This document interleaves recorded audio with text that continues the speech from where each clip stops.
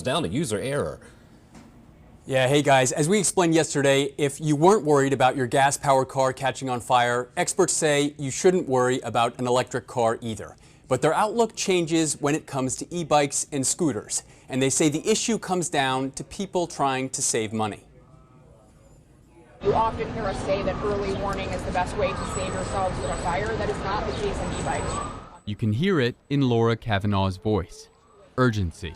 Back in June, New York City's fire commissioner spent a news conference after a fire that killed multiple people, trying to emphasize the risk. It is very clear that this was caused by lithium-ion batteries, and the volume of fire created by these lithium-ion batteries is incredibly deadly.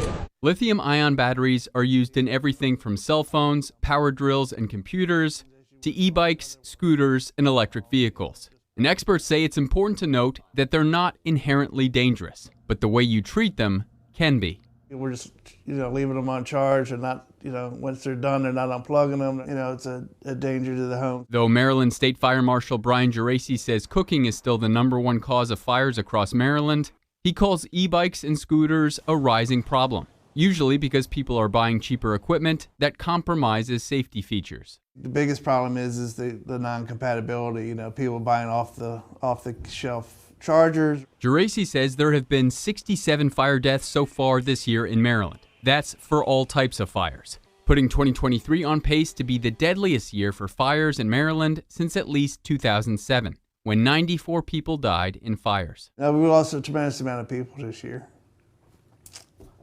And those things don't have to happen. These are all preventable fires. Data from the Fire Marshal's new website, which tracks lithium-ion battery fires across the state, shows the batteries have been responsible for 30 fires across Maryland since data reporting began in April. Most of them in people's homes.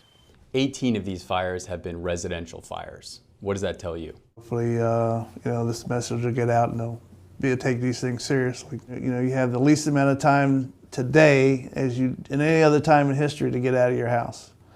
The fires have changed. The fires have changed, and the way fire departments respond has changed too.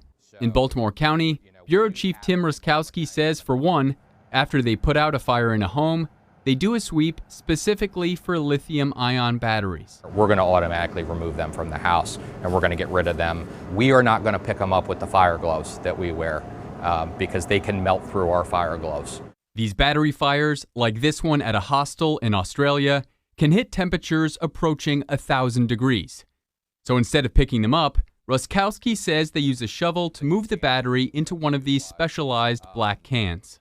They're packed with this material here, which is basically like a pelletized glass. We'll pack them within this material in one of these metal cans. We'll seal the can up. This stuff is very, very effective. Very effective and really expensive. But Ruskowski says it's necessary, considering a lithium-ion battery fire can require about 1,000 gallons of water to put out. For context, a typical fire truck can only carry between 500 and 750 gallons of water. Those 80 little batteries that are in an e-bike or an e-scooter, if we don't get that first one all the way out, it'll catch the second and the third and the fourth and the fifth and all the way down the line. The good news, Ruskowski and Geraci say following a few simple rules will keep these batteries in good condition. For one, don't overcharge it. Unplug the device once it's fully charged. If the battery shows swelling or has an odor, stop using it. Don't charge it by an exit in your home. Make sure you have a clear path to the door. And finally, we always recommend that you use the manufacturer's recommended charger with any lithium-ion battery product. And Geraci says the website's data on battery fires is not for any larger purpose. The goal is just to keep the public informed. And he says there isn't yet any evidence that one battery brand or manufacturer is especially problematic. You can find the first part of our investigation on electric vehicles right now